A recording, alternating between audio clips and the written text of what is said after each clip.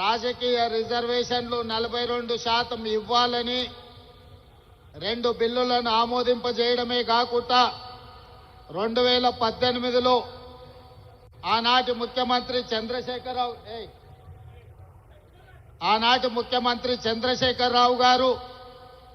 బలహీన వర్గాల మీద కక్ష కట్టి తెలంగాణ రాష్ట్రంలో 50% రిజర్వేషన్లు మించకుండా ఒక చట్టాన్ని చేసి ఈనాడు మనం 50%కి పైగా రిజర్వేషన్లు ఇవ్వాలంటే ఆనాడు చంద్రశేఖరరావు గారు చేసిన చట్టం గుదిబండగా మారి తెలంగాణ రాష్ట్రంలో సర్పంచులుగా, ఎంపీటీసీలుగా, జడ్పీటీసీలుగా, జిల్లా పరిషత్ చైర్మన్లుగా, మున్సిపల్ కౌన్సిలర్లుగా, కార్పొరేటర్లుగా, మున్సిపల్ చైర్మన్లుగా, మేయర్లుగా రిజర్వేషన్ల పరంగా బలహీన వర్గాలకు అన్యాయం చేసే చట్టాన్ని తొలగిస్తూ మన మంత్రివర్గం ఆర్డినెన్స్ను పాస్ చేసి గవర్నర్ గారికి పంపిస్తే విద్యా ఉద్యోగాలలో 42% రిజర్వేషన్లు బలహీన వర్గాలకు, రాజకీయాలలో స్థానిక సంస్థలలో 42% రిజర్వేషన్ల బిల్లులను తెలంగాణ రాష్ట్ర గవర్నర్ రాష్ట్రపతి ఆమోదానికి పంపించారు. ఇదే కాకుండా తెలంగాణ మంత్రివర్గం ఆమోదించిన ఆర్డినెన్స్ 50% పరిమితిని తొలగిస్తూ ఆమోదించిన ఆర్డినెన్స్ను కూడా రాష్ట్రపతి గారికి పంపించడం జరిగింది. దాదాపుగా ఈ బిల్లులు వచ్చి 4 నెలలు పూర్తయినా రాష్ట్రపతి గారి నుంచి ఆమోద ముద్ర పడలేదు. నరేంద్ర మోడీ గారు, భారతీయ జనతా పార్టీ ఈ బిల్లులను అడ్డుకొని తెలంగాణ బలహీన వర్గాలకు అన్యాయం చేస్తుంటే ఇక గల్లీలో ఉండలేక ఢిల్లీలోనే తేల్చుకుందాం పదండి, చలో ఢిల్లీ కార్యక్రమాన్ని తీసుకొచ్చి ఈ వేదిక మీద ఉన్న ఉద్దండులే కాదు, తండాలలో, గూడాలలో, మారుమూల పల్లెల్లో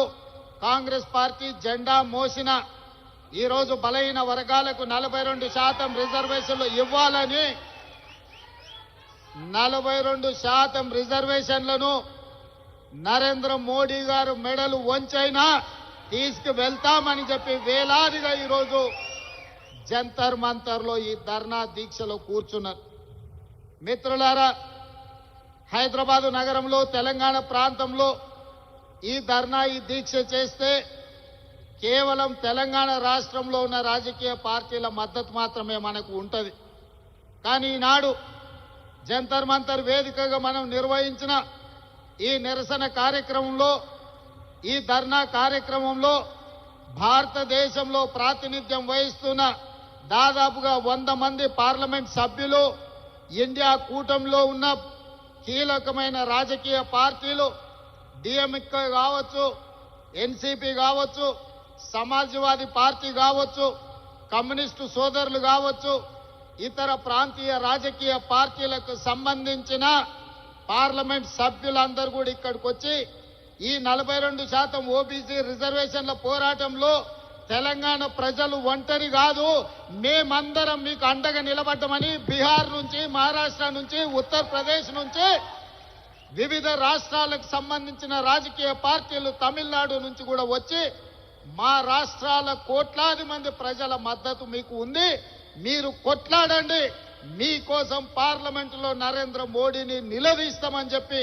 ఇండియా కూటమికి సంబంధించిన రాజకీయ పార్టీలు, పార్లమెంట్ సభ్యులు